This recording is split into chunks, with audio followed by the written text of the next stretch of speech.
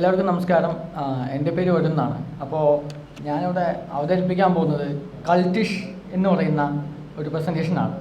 ഇതിലൂടെ ഞാൻ ഉദ്ദേശിക്കുന്നത് എന്താണ് കൾട്ടുകൾ എന്നുള്ള കാര്യമാണ്. എന്താണ് കൾട്ടുകൾ, എങ്ങനെയാണ് കൾട്ടുകൾ പ്രവർത്തിക്കുന്നത്, നിങ്ങളൊരു കൾട്ടിലാണോ എന്നൊരു ക്വസ്റ്റ്യൻ നിങ്ങൾ തന്നെ ആദ്യം ചോദിക്കുക. അപ്പോൾ അങ്ങനെയുള്ള ക്വസ്റ്റ്യൻ നമ്മൾ ചോദിക്കുമ്പോൾ എന്തൊക്കെ ഉത്തരങ്ങളാണ് കിട്ടുന്നത്?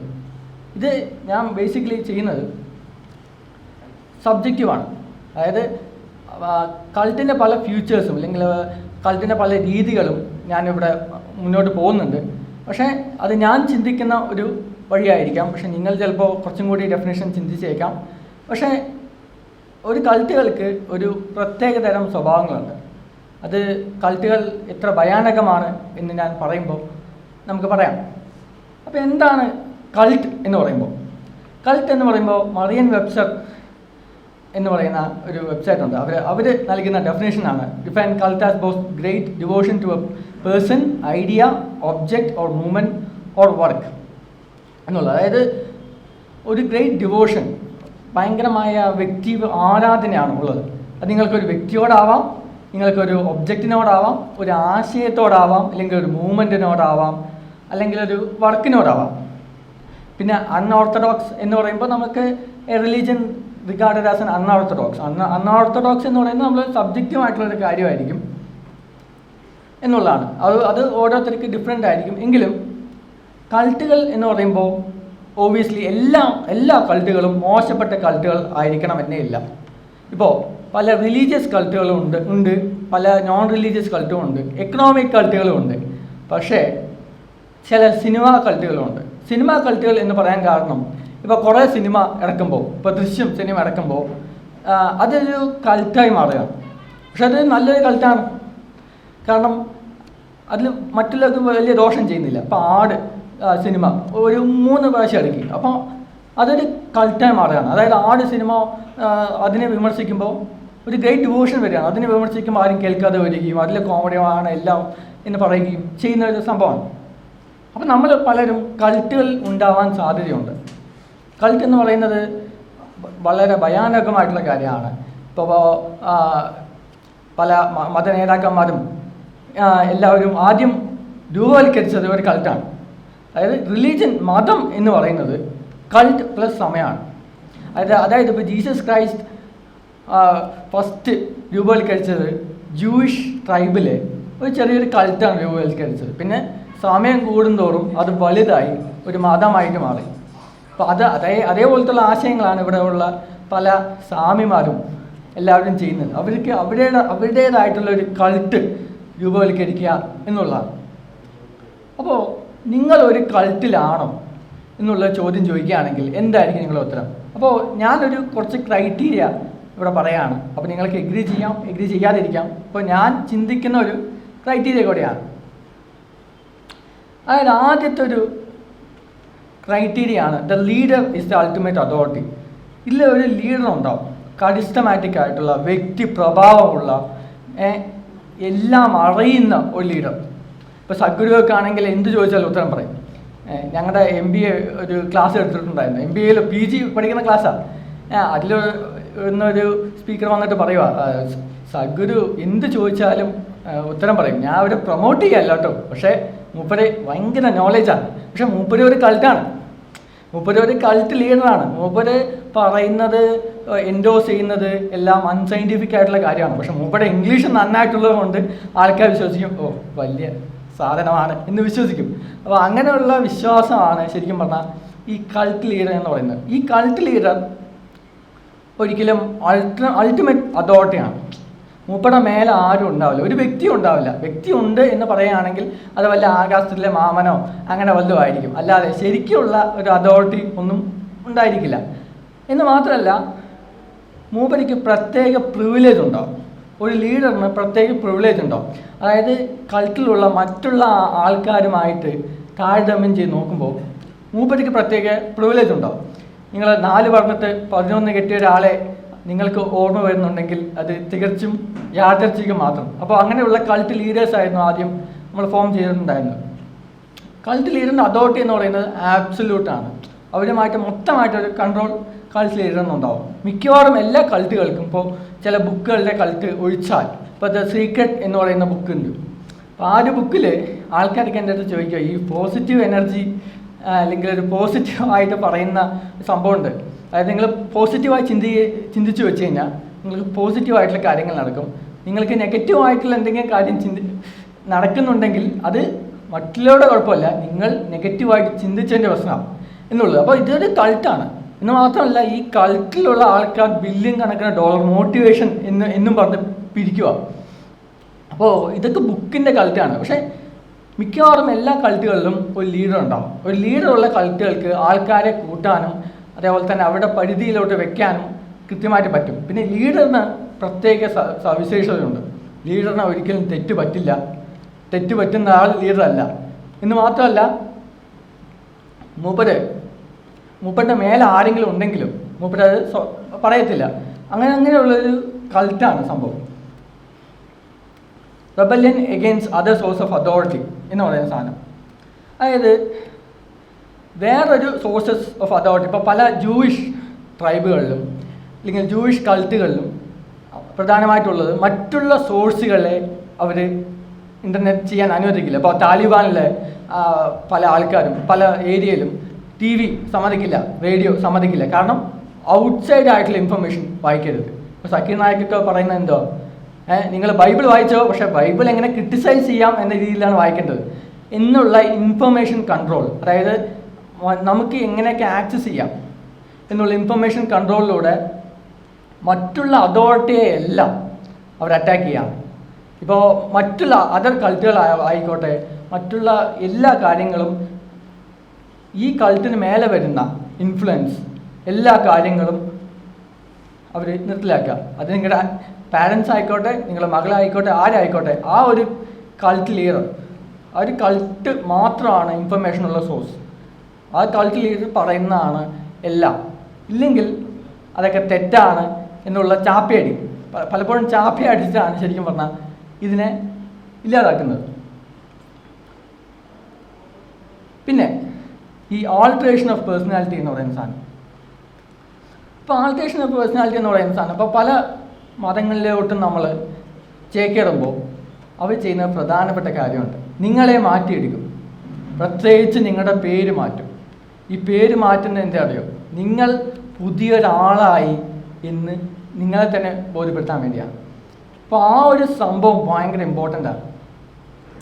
ഇപ്പോൾ ആൾട്രേഷൻ ഓഫ് പേഴ്സണാലിറ്റി നടത്തിയിട്ട് കൾട്ട് എങ്ങനെയാണ് പ്രവർത്തിക്കുന്നത്, ഒരു അല്ലെങ്കിൽ ഒരു ചില സെറ്റ് ഓഫ് ആൾക്കാർ എങ്ങനെയാണ് പ്രവർത്തിക്കുന്നത്, അവരെങ്ങനെയാണ് ജീവിക്കുന്നത്, അതേ രീതിയിൽ അവരുടെ അതേ സാമ്യമുള്ള പേരിൽ അവർ അങ്ങനെ നമ്മളെ മാറ്റുന്നു. They began to act differently, become increasingly antagonistic to the family members and long-time friends. അതായത് നമ്മളൊരു കൾട്ടിൽ ജോയിൻ ചെയ്യുമ്പോൾ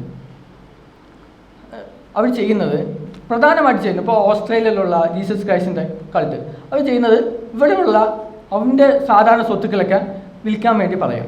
എന്നിട്ട് ആ ഒരു സ്ഥലത്തിൽ ഇരുന്നിട്ട് ആ ജീസസ് ക്രൈസ്റ്റിൻ്റെ പുതിയ സെക്കൻഡ് ജീസസ് ക്രൈസ്റ്റ് എന്നാണ് മൂപ്പരൊക്കെ പറയുന്നത്. അപ്പോൾ ആ ഒരു സ്ഥലത്ത് വരിക, എന്നിട്ട് അവിടെ എന്താക്കുക. അപ്പോൾ അവർ മൊത്തം കംപ്ലീറ്റ് ആയിട്ട് ഈ ഒരു കൾട്ടിനെ ഡിപ്പെൻഡ് ചെയ്തു. കാരണം വേറെ സ്വത്തുക്കളൊന്നുമില്ല, വേറെ ജോലി ഇല്ല, ജോലിയൊക്കെ രാജിവെച്ചിട്ടാണ് ഇവർ ഈ കൾട്ടിൽ ജോയിൻ ചെയ്യാൻ വരുന്നത്. അപ്പോൾ അവർക്ക് കൾട്ടിനെ വിട്ടു പോകാൻ പറ്റില്ല, കാരണം പുറത്തു പോയ ആരുമില്ല. അവർ ഫാമിലി ടൈസ്, അതായത് സ്വന്തം പിതാവിനെയും അമ്മയെയും ഏറെ പറയുന്നു പല കാര്യങ്ങളിലും സ്വന്തം ഭാര്യയെ പോലും ഭാര്യയെയും മക്കളെയും വരെ അവർ വിട്ടിട്ടാണ് പല കൾട്ടുകളിലോട്ടും പോകുന്നത്. കാരണം ഔട്ട്സൈഡ് ആയിട്ടുള്ള ഇൻഫ്ലുവൻസ് എപ്പോഴും കൾട്ടിനൊരു ത്രെഡാണ്. അപ്പോൾ ഇവരെയൊക്കെ വിട്ട് നമ്മൾ പേരൊക്കെ മാറ്റി എന്താ പറയുക, ഭയങ്കര നല്ല രീതിയിലൊക്കെ ലീഡറിനുമായിട്ട് സബ്മിഷൻ നടത്തുകയാണ് എന്നുണ്ടെങ്കിൽ ലീഡറിന് വളരെ ഗുണമാണ്. മനസ്സിലായല്ലേ? അപ്പോൾ നമ്മുടെ പേഴ്സണാലിറ്റി ആൾട്ടർ ചെയ്യും. അതേപോലുള്ള ചിന്താരീതി അവരിലോട്ട് ഇൻജക്റ്റ് ചെയ്ത് വെക്കും. എങ്ങനെയാണോ കൾട്ട് പറയുന്നത്, എങ്ങനെയാണോ കൾട്ട് ചിന്തിക്കുന്നത്, അതേപോലുള്ള ചിന്താരീതി അവരോട് ഫയർ ചെയ്ത് വെക്കും. അതാണ് ആൾട്രേഷൻ ഓഫ് പേഴ്സണാലിറ്റി എന്ന് പറയുന്നത്. മിക്കവാറും എല്ലാ കൾട്ടുകളിലും ഒരു പേഴ്സണാലിറ്റി ആൾട്ടർ ചെയ്യും. അവരുടെ രീതിക്കായിട്ട് അവർ നേക്ക് ചെയ്തെടുക്കും. അതൊരു ഗ്രൂമിങ് പ്രോസസ്സാണ്. ഗ്രൂമിങ് പ്രോസസ്സ് എന്ന് പറയുമ്പോൾ അവർ ആ രീതിയിലോട്ട് മാറ്റിയെടുക്കലാണ്. പക്ഷെ അത് 1-2 ദിവസത്തെ ഒരു ഏർപ്പാടല്ല, വർഷങ്ങൾ കഴിയും തോറും ഉള്ള ഏർപ്പാടാണ്. കാരണം ബേസിക്കലായിട്ട് ഒരു കൾട്ടിനുള്ളിൽ പോകുമ്പോൾ മനുഷ്യൻ എന്ന് പറയുന്നത് അഡാപ്റ്റബിൾ ആയിട്ടുള്ളൊരു വ്യക്തിത്വമാണ്. അവരുമായിട്ട് അഡാപ്റ്റ് ചെയ്യും, മിക്കവാറും കംപ്ലീറ്റ് ആയിട്ട് അഡാപ്റ്റ് ചെയ്യും. കാരണം അഡാപ്റ്റ് ചെയ്യണം എന്നുള്ളൊരു രീതിയാണ് മനുഷ്യനുള്ളത്. അപ്പോൾ മനുഷ്യൻ അങ്ങനെയാണ് പരിണമിച്ച് വന്നിട്ടുള്ളത്. അതുകൊണ്ട് തന്നെ ഏതൊരു കൾട്ടിൽ പോയാലും അവരുടെ രീതികളും അവരുടെ വസ്ത്രധാരണങ്ങളും അവരുടെ ശൈലികളും നമ്മൾ അത് ഇമിറ്റേറ്റ് ചെയ്തുകൊണ്ടിരിക്കും. ഇപ്പോൾ നമ്മളൊരു പാലക്കാട്ടുകാരൻ തൃശ്ശൂർ പോയാൽ കുറച്ച് ദിവസം കഴിയുമ്പോൾ അല്ലെങ്കിൽ കുറച്ച് മാസങ്ങൾ കഴിയുമ്പോൾ അവിടെ ഭാഷ മാറിയിട്ടുണ്ടാവും. കാരണം നമ്മൾ അതിലോട്ട് അഡാപ്റ്റ് ചെയ്യാൻ പഠിക്കുകയാണ്, മനസ്സിലായില്ലേ? അപ്പോൾ അങ്ങനെ അഡാപ്റ്റേഷൻ ഉണ്ടാവും, അതൊരു ഗ്രൂമിങ് പ്രോസസ്സാണ്. അപ്പോൾ അങ്ങനെ ഗ്രൂമിങ് പ്രോസസ്സിലൂടെ അവരുടെ പേഴ്സണാലിറ്റി ആൾട്ടർ ചെയ്യുക എന്നുള്ളതാണ് മിക്കവാറും എല്ലാ കൾട്ടിൻ്റെയും ഒരു കാര്യം. എന്നാലാണ് അതിന് അധിക കാലം നിലനിൽക്കാൻ പറ്റത്തുള്ളൂ. പോളറൈസേഷൻ ഓഫ് മെമ്പേഴ്സ് എന്ന് പറയുന്നത് ബേസിക്കലി ഈ 2 ചാർട്ട് എന്ന് പറയുന്നത് ശരിക്കും പറഞ്ഞാൽ സോഷ്യൽ ദിൽമ എന്ന് പറയുന്ന ഒരു വെബ് സീരീസ് കാണുകയാണെങ്കിൽ നിങ്ങൾക്ക് മനസ്സിലാവും. വെബ് സീരീസ് അല്ല, ഒരു ഡോക്യുമെൻ്ററിയാണ്. അത് കാണുകയാണെങ്കിൽ നിങ്ങൾക്ക് മനസ്സിലായിട്ടുണ്ടാവും. അതായത് എല്ലാ മതത്തിലായാലും എല്ലാ ഇതിലായാലും ഒരു സ്പെക്ട്രം ഓഫ് ആൾക്കാരുണ്ടാവും. അതായത് കഠിന വിശ്വാസികളുണ്ടാവും, വിശ്വാസികൾ കമ്മിയുള്ള ആളുണ്ടാവും. ഒരു റെയിൻബോ പോലെയാണ്, ഒരു വിശ്വാസവും ഇല്ലാത്ത ആൾക്കാരും ഉണ്ടാവും. അങ്ങനെ പല ആൾക്കാരും ഉണ്ടാവും. പക്ഷേ അതിൽ ഏറ്റവും തീവ്രമായി വിശ്വസിക്കുന്ന ആൾക്കാരുടെ എണ്ണം കൂട്ടുക എന്നുള്ളതാണ്. അപ്പോൾ ഈ പോളറൈസേഷൻ എന്ന് പറയുന്നത് ഇന്ന് സോഷ്യൽ മീഡിയ ഒക്കെ ഉള്ളപ്പോൾ ഭയങ്കര എളുപ്പമാണ്. ഇപ്പോൾ നിങ്ങൾ ഒരു കോൺഗ്രസ്സുകാരൻ ആണ് എന്ന് വിചാരിക്കാം, അല്ലെങ്കിൽ കമ്മ്യൂണിസ്റ്റുകാരനാണ് എന്ന് വിചാരിക്കുക, അല്ലെങ്കിൽ BJP-കാരനാണ്, കട്ട പാർട്ടി പ്രവർത്തകനാണ് എന്ന് വിചാരിക്കുക. നിങ്ങൾ ലൈക്ക് ചെയ്യുന്നത്, ഇപ്പോൾ സോഷ്യൽ മീഡിയ എടുത്തു കഴിഞ്ഞാൽ നിങ്ങൾ ലൈക്ക് ചെയ്യുന്നത്, നിങ്ങൾ കമൻറ്റ് ചെയ്യുന്നത്, അല്ലെങ്കിൽ നിങ്ങൾ ന്യൂ ഫീഡ്സിൽ കാണുന്നത് മിക്കവാറും ആ ഒരു പാർട്ടിയുമായി ബന്ധപ്പെട്ടതായിരിക്കും. ഇപ്പോൾ ഒരു മിറക്കൽ നടക്കുകയാണ് എന്നിരിക്കട്ടെ, ഒരു യുക്തിവാദി അല്ലെങ്കിൽ ഒരു എയ്ത്തീസ്റ്റ് ആയിട്ടുള്ള ആൾക്കാർ അവിടെ ഫേസ്ബുക്ക് തുറന്നാൽ കാണുന്നത് ഇത് എങ്ങനെ ഫേക്കാണ് എന്നുള്ള ന്യൂസ് ആയിരിക്കും. പക്ഷേ വിശ്വാസി കാണുന്നത് അങ്ങനെയല്ല, ഇതെങ്ങനെ സത്യമാണ്, ഇത് അത്ഭുതമാണ്, ഇത് ഈ സ്ഥലത്തിലോട്ട് എങ്ങനെ പോവാം എന്നുള്ളൊരു കാര്യമാണ്. അപ്പോൾ ഈ പോളറൈസേഷൻ എന്ന് പറയുന്നത് സോഷ്യൽ മീഡിയ വന്നതോടുകൂടി കുറച്ചും കൂടി വർദ്ധിച്ചിട്ടുണ്ട്. കാരണം അവരുടെ ഭാഗമാണ് ശരി, ഞങ്ങളുടെ ഭാഗം മാത്രമാണ് ശരി എന്ന് ചിന്തയിലൂടെയാണ് മിക്കവാറും ഇവരെ പോളറൈസ് ചെയ്യുന്നത്. His people evolve and us versus them outlook, നമ്മൾ അവർ എന്ന് പറയുന്ന ഒരു ഔട്ട്ലുക്ക് അവർക്ക് ക്രിയേറ്റ് ചെയ്യാൻ പറ്റും. നമ്മൾ അവർ എന്നുള്ള ഒരു സാധനം ഭയങ്കര പവർഫുള്ളാണ്. അസ് ആൻഡ് ദെം എന്ന് പറയുന്ന ഒരു സാധനം ഭയങ്കര പവർഫുള്ളാണ്. അത് മറ്റുള്ള കൾട്ടുകളെയും മറ്റുള്ള ഗ്രൂപ്പുകളുടെ യുക്തിരഹിതം ആയിട്ടുള്ള കാര്യങ്ങളും മറ്റുള്ള ഗ്രൂപ്പുകളെ കണ്ടിന്യൂസ് ആയിട്ട് ക്രിറ്റിക് ചെയ്യുകയും അതൊന്നും ശരിയല്ല, നമ്മൾ മാത്രമാണ് ശരി, നമ്മളാണ് ശരി, നമ്മളേ ശരിയുള്ളൂ എന്ന രീതിയിലാണ് പല കൾട്ട് മെമ്പേഴ്സും പോകുന്നത്. പക്ഷെ അങ്ങനെ ആയാൽ മാത്രമേ, നമ്മളെ ശരിയുള്ളൂ എന്ന് വിശ്വസിച്ചാൽ മാത്രമേ ശരിക്കും പറഞ്ഞാൽ പോളറൈസേഷൻ നടക്കത്തുള്ളൂ. എന്നാലാണ് നിങ്ങൾക്ക് പല സ്ഥലങ്ങളിലും പോയി പൊട്ടിത്തെറിക്കാൻ പറ്റത്തുള്ളൂ. കാരണം നിങ്ങൾ 100% അതിൽ വിശ്വസിക്കണം. നിങ്ങൾക്ക് സ്വർഗത്തിൽ പോയി 72 ഹൂറുമാനം കിട്ടുമെന്ന് നിങ്ങൾ 100% വിശ്വസിച്ചാൽ മാത്രമേ നിങ്ങൾ പൊട്ടിത്തെറിക്കത്തുള്ളൂ. മനസ്സിലായില്ലേ? ഇപ്പോൾ ഇവിടെയുള്ള വിശ്വാസികൾ ചിലപ്പോൾ പൊട്ടിത്തെറിക്കാൻ വിസമ്മതിക്കും. കാരണം അവർക്കൊരു 1% ഒരു സംശയം ഉണ്ടാവും. പക്ഷെ നിങ്ങൾ എല്ലാം മറന്നിട്ട് ബോംബൊക്കെ വെച്ചിട്ട് അവിടെ പോയി പൊട്ടിത്തെറിക്കണമെങ്കിൽ നിങ്ങൾക്ക് 100% സ്വർഗത്തിൽ വിശ്വാസം വേണം. അപ്പോൾ അതേപോലത്തുള്ള പോളറൈസേഷൻ, ഗ്രൂമിങ്, അതായത് കൂടുതൽ പേരെ എക്സ്ട്രീം ആയിട്ടുള്ള ആശയങ്ങളോട്ട് ആകർഷിക്കുക, എക്സ്ട്രീമിസ്റ്റ് ആയിട്ടുള്ള ആശയങ്ങളോട്ട് ആകർഷിക്കുക, അവിശ്വാസികളായിട്ടുള്ള ആൾക്കാരെ തള്ളിക്കളയാം എന്നുള്ളത് ഇതിൻ്റെ പ്രധാനപ്പെട്ട കാര്യം. അതാണ് പോളറൈസേഷൻ എന്ന് പറയുന്നത്. ഇപ്പോൾ ഫ്ലാറ്റ് എർത്ത് മെമ്പേഴ്സ് ആയിക്കോട്ടെ, ഇപ്പോൾ കേരളത്തിലടക്കം കുറേ ഫ്ലാറ്റ് എർത്ത് മെമ്പേഴ്സൊക്കെ ഉണ്ട്. അവർ കാണുന്ന പോസ്റ്റുകളെല്ലാം, അവർ കാണുന്ന പോസ്റ്റുകളെല്ലാം മിക്കവാറും എങ്ങനെയാണ് എർത്ത് ഫ്ലാറ്റാണ് എന്നുള്ള പോസ്റ്റുകൾ മാത്രമാണ്. നമ്മളൊരു സമയം ഒരു ഫേസ്ബുക്കിലോ യൂട്യൂബിലോ അത് സെർച്ച് ചെയ്തു, അത് കുറേ കാലം കണ്ടു എന്ന് വെച്ച് കഴിഞ്ഞാൽ നമുക്ക് അതേപോലത്തുള്ള കണ്ടൻറ്റ്, ഇപ്പോൾ ഫ്ലാറ്റ് എർത്താണ് നിങ്ങൾ സെർച്ച് ചെയ്തു എന്ന് വെച്ച് കഴിഞ്ഞാൽ അതേപോലത്തുള്ള കണ്ടൻറ്റ് പിന്നെയും വന്നുകൊണ്ടിരിക്കും. പണ്ട് കാലത്ത് അങ്ങനെ അല്ലായിരുന്നു. പക്ഷേ സോഷ്യൽ മീഡിയ വന്നതോടുകൂടി ഈ ഒരു പോളറൈസേഷൻ കൂടി. അതുകൊണ്ട് തന്നെ ഒരു പ്രത്യേക ആശയത്തിലോട്, പ്രത്യേക കൾട്ടിനോട് നമുക്ക് അധികമായി വിധേയത്വം നമ്മൾ ഇതാക്കാൻ പറ്റും. ഈ പോളറൈസേഷൻ ഓഫ് മെമ്പേഴ്സ് എന്ന് പറയുന്നത് മെയിനായിട്ട് കണ്ടുവരുന്നത് എങ്ങനെയാണ് എന്ന് ചോദിച്ചു കഴിഞ്ഞാൽ, നമ്മൾ ഒരു കൾട്ടിലോട്ട് പോവുകയാണ് എന്നിരിക്കട്ടെ. കൾട്ടിലോട്ട് പോയി കഴിഞ്ഞാൽ നമ്മൾ സറൗണ്ട് ചെയ്യുന്നത്, നമ്മളെ ചുറ്റുന്നത് മൊത്തം ആ കൾട്ടുമായി അസോസിയേറ്റ് ചെയ്തിട്ടുള്ള ആൾക്കാർ മാത്രമായിരിക്കും. ആ കൾട്ടുമായി അസോസിയേറ്റ് ചെയ്തിട്ടുള്ള ആൾക്കാർ, നമ്മുടെ ആശയവുമായിട്ട് അനുയോജ്യമുള്ള ആൾക്കാർ, നമ്മുടെ ഫ്രണ്ട്സ് എല്ലാവരും ആ ആശയം എന്താ പറയുക അതേപോലെ കൊണ്ടുപോകുന്ന ആൾക്കാരായിരിക്കും. അവർ മാത്രമേ നമ്മൾ ഫ്രണ്ട്സായി സ്വീകരിക്കുന്നുള്ളൂ എങ്കിൽ നിങ്ങൾ ഭയങ്കരമായി പോളറൈസ് ചെയ്യപ്പെട്ടാനുള്ള ചാൻസ് ഭയങ്കര കൂടുതലാണ്. കാരണം നിങ്ങൾ ഒരു കാര്യം അംഗീകരിച്ചിട്ട് നിങ്ങൾ അവിടെ പോവുകയാണ് എന്ന് ഇരിക്കട്ടെ, നിങ്ങൾ അവർ വന്നിട്ടുള്ള എല്ലാ കാര്യങ്ങളും അംഗീകരിക്കേണ്ടി, അവർ പറഞ്ഞിട്ടുള്ള എല്ലാ പൊട്ടത്തരങ്ങളും അംഗീകരിക്കേണ്ടി വരും. നമ്മൾ പിന്നെ ഒരു കാര്യം അംഗീകരിച്ചു വെച്ച് കഴിഞ്ഞാൽ പിന്നെ അതേ ആശയങ്ങൾ വരുന്ന എല്ലാ ആ കൾട്ട് പറയുന്ന എല്ലാ കാര്യങ്ങളും നമ്മൾ ന്യായീകരിക്കേണ്ടി വരും എന്നുള്ളതാണ്. അപ്പോൾ അതേപോലത്തുള്ള ക്രിറ്റിസിസം പോലും അതിനെ മറികടക്കാൻ വേണ്ടി ഈ പോളറൈസേഷൻ കൃത്യമായി സഹായിക്കും. ഓക്കെ, ഇതാണ് പ്രധാനപ്പെട്ട കാര്യം. ദി ഗ്രൂപ്പ് സർഫസസ് സ്കെപ്റ്റിസിസം അല്ലെങ്കിൽ യുക്തിചിന്ത എന്ന് പറയുമ്പോൾ, അല്ലെങ്കിൽ ഒരു സംശയം പോലും അങ്ങനെ എടുക്കുന്ന ആൾക്കാരല്ല ഈ ഏത് കൾട്ടായാലും. ഇത് ശരിയാണോ തെറ്റാണോ എന്നുള്ള സംശയം പോലും അവിടെ പാടില്ല. If you are only allowed to study your organisation through approve sources, you are probably in a cult. അതായത് നിങ്ങൾ ഒരു അപ്രൂവ്ഡ് ആയിട്ടുള്ള സോഴ്സസിൽ മാത്രമേ, നമ്മൾ പറയുന്ന സോഴ്സസിലൂടെ മാത്രമേ നിങ്ങൾ നമ്മുടെ കൾട്ടിനെ പഠിക്കാവൂ എന്ന് പറയുകയാണെങ്കിൽ നിങ്ങൾ മിക്കവാറും ഒരു കൾട്ടിലായിരിക്കാൻ സാധ്യതയുണ്ട്. നമ്മൾ എന്താണോ പറയുന്നത്, നമ്മുടെ സോഴ്സസ് എന്താണ്, നമ്മുടെ ന്യായീകരണങ്ങൾ എങ്ങനെയാണ് എന്ന് മാത്രം നിങ്ങൾ അറിഞ്ഞ് പഠിച്ചാൽ മതി, മറ്റുള്ളവരുടെ പോണ്ട എന്ന രീതിയിൽ പറയുകയാണെങ്കിൽ മിക്കവാറും നിങ്ങൾ ആ ഒരു കൾട്ടിലാവാനുള്ള സാധ്യത കൂടുതലുണ്ട്. Cult view critical thinking as an infectious disease and even effort is made to suppress it. അതായത് സംശയം എന്ന് പറയുന്നത് അതൊരു ഡിസീസാണ്, അതൊരു രോഗമായിട്ടാണ് ഇവർ കാണുന്നത്. അവരെ ചിന്തിക്കരുത്, നമ്മൾ എന്താണോ പറയുന്നത് അല്ലെങ്കിൽ കൾട്ട് ലീഡർ എന്താണോ പറയുന്നത് അത് നിങ്ങൾ അംഗീകരിക്കുക, അതിനെതിരെ പറയരുത്.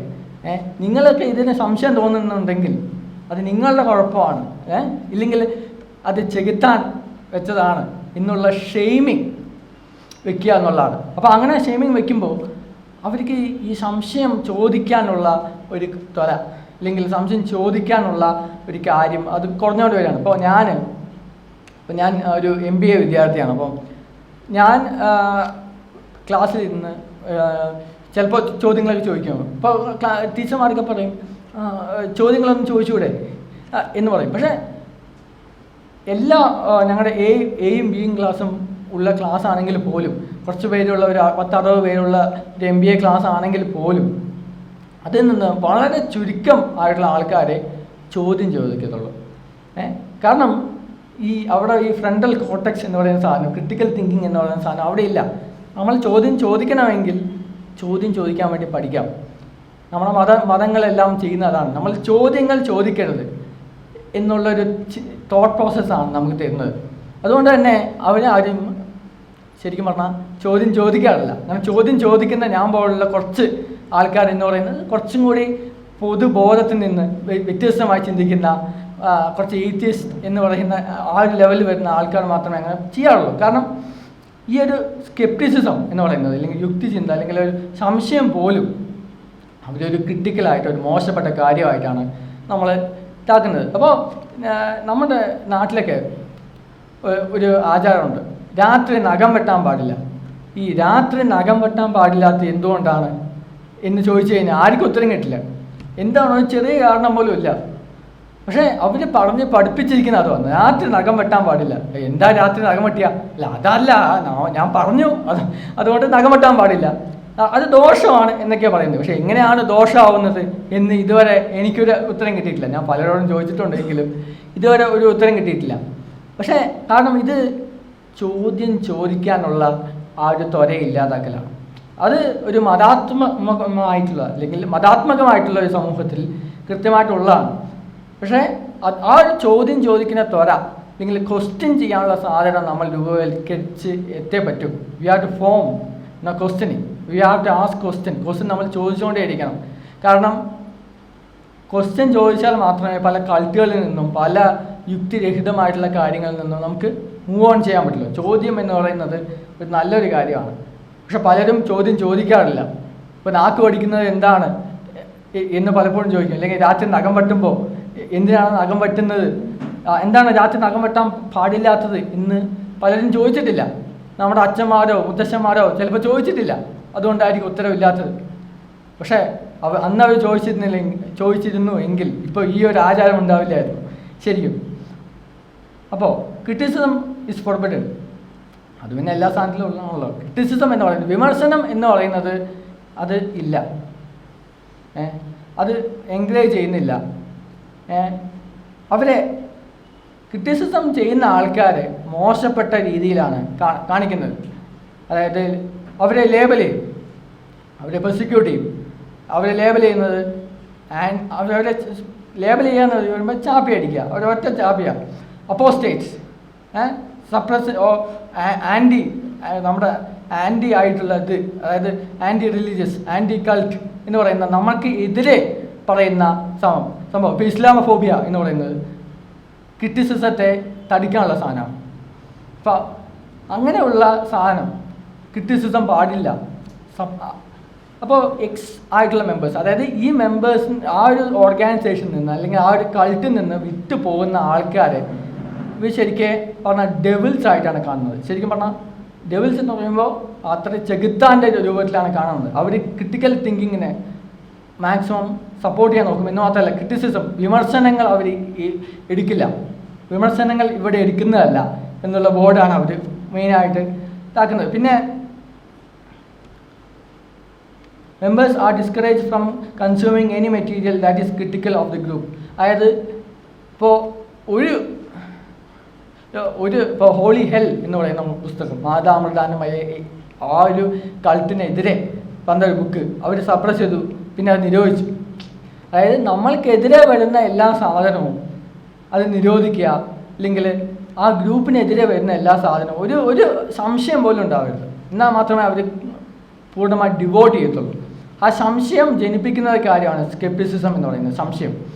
അപ്പോൾ ആ ഒരു സംഭവം മാറ്റിയാൽ മാത്രമേ കൂടുതൽ ആൾക്കാർ ഹൈലി ഡിവോട്ടഡ് ആയിട്ട് ആ ഓർഗനൈസേഷന് കിട്ടത്തുള്ളൂ. അത് ഇത് ഞാൻ നേരത്തെ പറഞ്ഞ കാര്യമാണ്. The group demonizes the former members. If you can't think of a way, a legitimate reason for leaving your group, you're probably in a cult. അതായത് നിങ്ങൾ ഇരിക്കുന്ന ഒരു കൾട്ട് അല്ലെങ്കിൽ ഒരു ഓർഗനൈസേഷൻ നിങ്ങൾക്ക് ലീവ് ചെയ്യാൻ പറ്റുമോ എന്ന് ചോദിക്കും. ഞാൻ ലീവ് ചെയ്തു വെച്ചാൽ, ഈ ഗ്രൂപ്പ് വിട്ട് പോയി വെച്ചാൽ അതിന് കോൺസിക്വൻസസ് ഉണ്ടാവും, എത്ര ഭവിഷ്യത്തുകളുണ്ടാവും. What are these after effects എന്ന് പറയുമ്പോൾ പറയും ഭയങ്കര എഫക്റ്റുണ്ട്. നിങ്ങളുടെ എക്സ്കമ്മ്യൂണിക്കേഷൻ എന്ന് പറയുന്ന സാധനമുണ്ട്. ഇപ്പോൾ മതം വിട്ടാൽ പോലും നിങ്ങൾക്ക് കിട്ടുന്ന സാധനമാണ് എക്സ്കമ്മ്യൂണിക്കേഷൻ. പക്ഷെ അവർ മോശമായതുകൊണ്ടല്ല, അവർ പാരൻസ് മോശമായതുകൊണ്ടല്ല.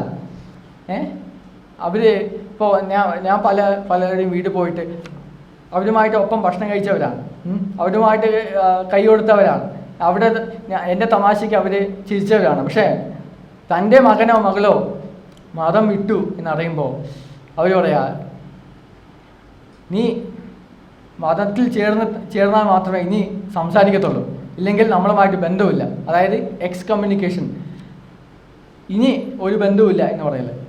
അപ്പോൾ പോലെയുള്ളതാണ് പല ഗ്രൂപ്പിലെ നിയമങ്ങൾ ലംഘിച്ചാൽ നടക്കുന്നത് എക്സ്കമ്മ്യൂണിക്കേഷൻ. ഇപ്പോൾ നമ്മുടെ നാട്ടിൽ ഒളിച്ചോടി പോകേണ്ടി വരുന്നത് ഇതേപോലത്തുള്ള സാധനങ്ങളാണ്. അതായത് നമ്മുടെ നിയമങ്ങൾ ലംഘിച്ചു എന്ന രീതിയിൽ, അതായത് നമുക്കൊരു നിയമങ്ങളുണ്ട്, അത് ലംഘിച്ചു വെച്ചാൽ അവർ ഇല്ല എന്ന രീതിയിൽ. The cult considers itself as ultimate authority of truth. It cannot image anyone leaving its and their integrity intact. അതായത് ഇവർക്ക് എല്ലാ കൾട്ടുകൾക്കും ഒരു മെമ്പേഴ്സിന് ലീവ് ചെയ്യുന്ന ഇഷ്ടമല്ല. ആൾക്കാരെ കൂട്ടാനാണ് എല്ലാവരും നോക്കുന്നത്, ആൾക്കാരെ കുറയ്ക്കാൻ നോക്കുന്നില്ല. അപ്പോൾ അവർക്ക് ഫോൾസ് ആയിട്ടുള്ള നറേറ്റീവ്സ് കൊടുക്കുക. ഈ ഗ്രൂപ്പ് വിടുന്നത്, ഈ കൾട്ട് വിടുന്നത് അവർക്ക് വേറെന്തോ ഉദ്ദേശം കൊണ്ടാണ്, വേറെ ആരോഗ്യവുമായിട്ട് ബന്ധപ്പെടാൻ വേണ്ടിയാണ്, കുത്തഴിഞ്ഞ ജീവിതം നയിക്കാൻ വേണ്ടിയാണ് എന്ന് പറഞ്ഞുകൊണ്ട് അവരെ ഡീമനൈസ് ചെയ്യുക.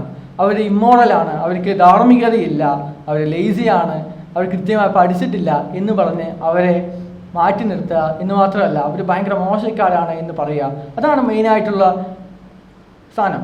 അതായത് നമ്മൾ ഗ്രൂപ്പ് വിട്ടുപോകുന്ന ആൾക്കാരെ റെസ്പെക്റ്റ്ഫുൾ അല്ലാതെ അവരെ മോശമായിട്ട് ചിത്രീകരിക്കുകയാണെങ്കിൽ നിങ്ങൾ മിക്കവാറും ഒരു കൾട്ടിലാണുള്ളത്. The group is paranoid about the outside world. ഇപ്പോൾ നിങ്ങളൊരു നോർത്ത് കൊറിയ ആണെങ്കിൽ, എൻ്റെ അഭിപ്രായ പ്രകാരം നോർത്ത് കൊറിയയും ഒരു കൾട്ടാണല്ലോ.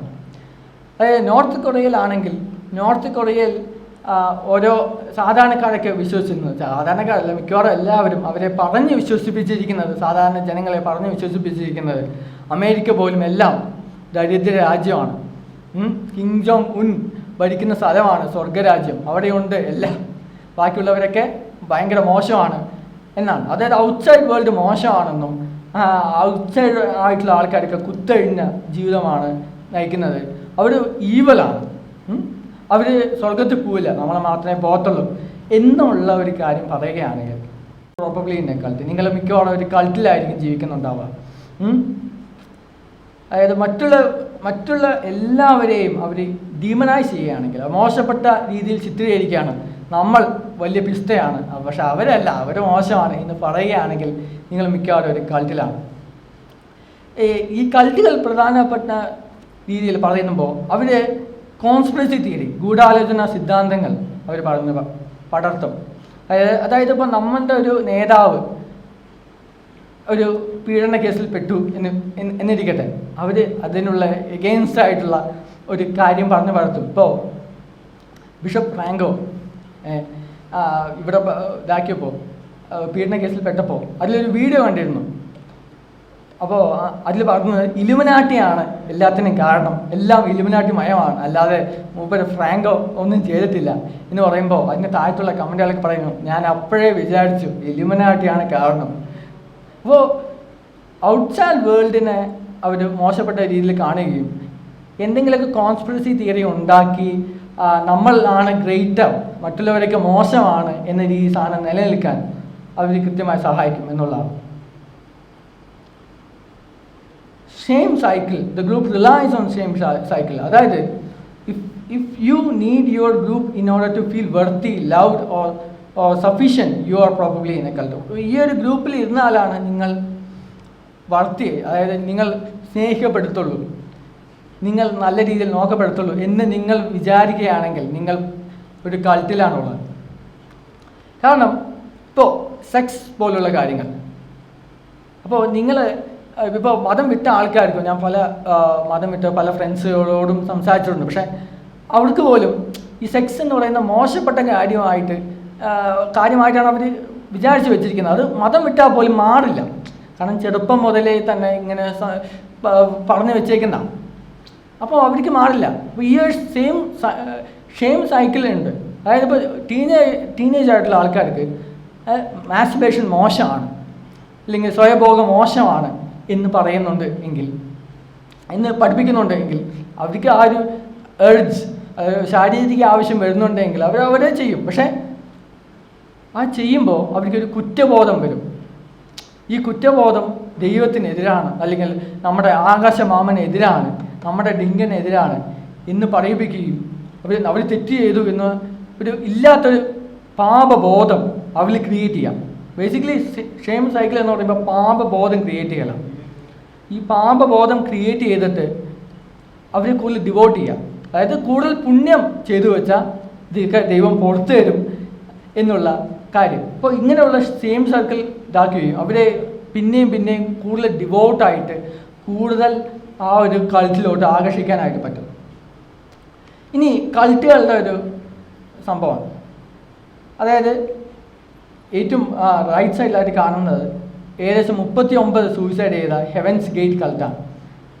ഈ അപ്പുറത്ത് കാണുന്ന ഒരു ഏരിയൽ ഫോട്ടോ ആണ്, അവിടെ ഏകദേശം 900 പീപ്പിൾ സൂയിസൈഡ് ചെയ്തു, സ്വർഗത്തിൽ പോവാം എന്ന് പറഞ്ഞിട്ട്. കൾട്ടുകൾ നമ്മളെ ഒരു പ്രത്യേക സ്ഥലത്ത് പിടിച്ചു നിർത്തുകയോ നമ്മുടെ സാമ്പത്തികമായിട്ട് ചൂഷണം ചെയ്യുകയോ മാത്രമല്ല ചെയ്യുന്നത്, പല സൂയിസൈഡ് കൾട്ടുകളുമുണ്ട്. സ്വർഗത്തിൽ പോവാം എന്ന് പറഞ്ഞ് എല്ലാവരും മാസ്സായിട്ട് സൂയിസൈഡ് ചെയ്യുന്ന കൾട്ടുകളുമുണ്ട്.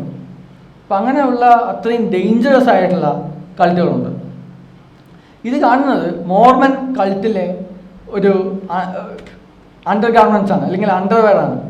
ഇത് ധരിക്കണം, എല്ലാ മോർമൻസും 24 മണിക്കൂറും ഇത് ധരിക്കണം. അതായത് കൾട്ടുകൾ നിങ്ങളുടെ അണ്ടർവെയർ വരെ തീരുമാനിക്കും. അതാണ് കൾട്ടിൻ്റെ ഒരു ഗുണം.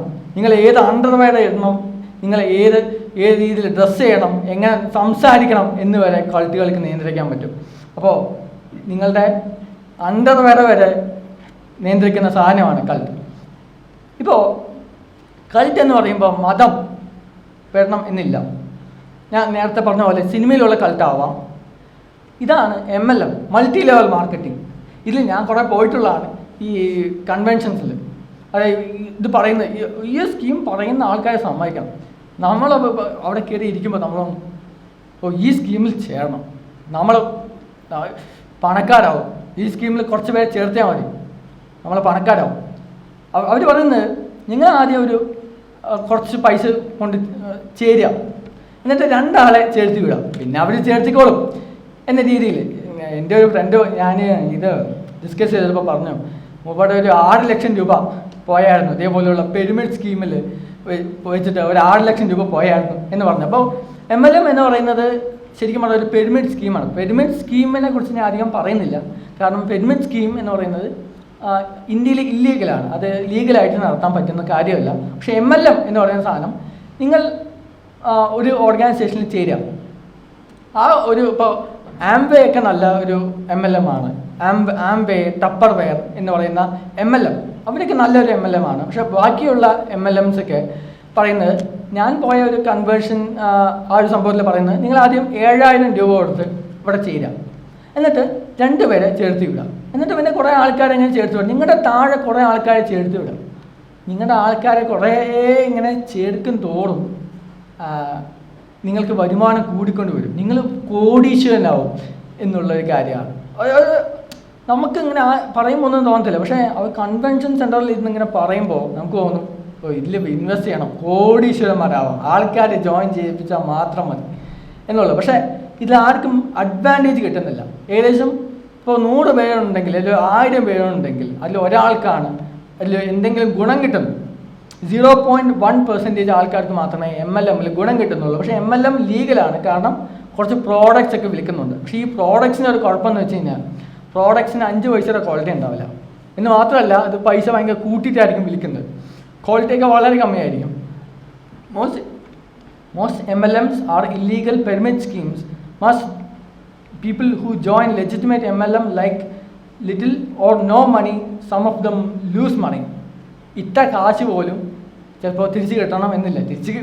ഇട്ട കാശ് പോലും മിക്കവാറും പേർക്ക് തിരിച്ച് കിട്ടാറില്ല. People who become involved in an illegal pyramid scheme may not realize they have joined a fraudulent venture and typically lose everything they invest. അവർ ഇൻവെസ്റ്റ് ചെയ്താൽ, ഇപ്പോൾ നമ്മൾ 1 ലക്ഷം കൊണ്ട് ഇടുകയാണ് എന്നുണ്ടെങ്കിൽ മിക്കവാറും അത് തിരിച്ച് കിട്ടണം എന്നേ ഇല്ല.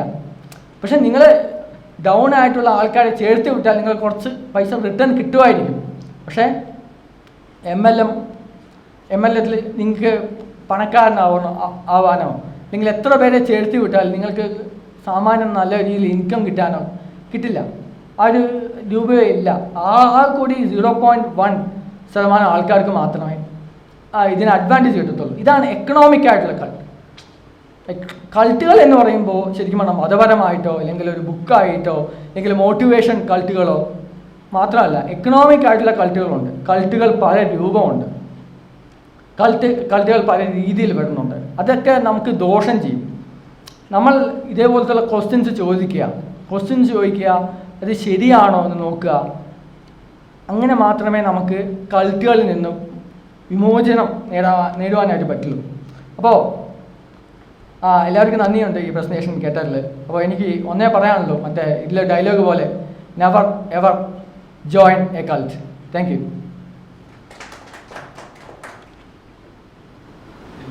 സംശയം തന്നെ ചോദിക്കാം.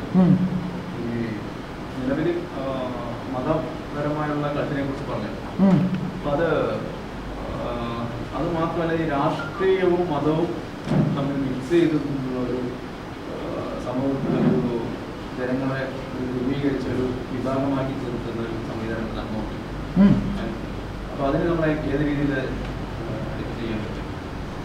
ഡിഫെൻഡ് ചെയ്യാൻ പറ്റുന്നത് ഇപ്പോൾ പൊളിറ്റിക്സ് എന്ന് പറയുന്നത് മിക്കവാറും നമ്മുടെ അവിടെ ഉള്ള പൊളിറ്റിക്കൽ പാർട്ടീസ് അല്ല, എല്ലാം പൊളിറ്റിക്കൽ കൾട്ടുകളാണ്. അതായത് ഇപ്പോൾ ഈ പൊളിറ്റിക്സിലുള്ള ഏറ്റവും ഹൈ ആയിട്ടുള്ള ആൾക്കാരാണ് തീരുമാനിക്കുന്നത്.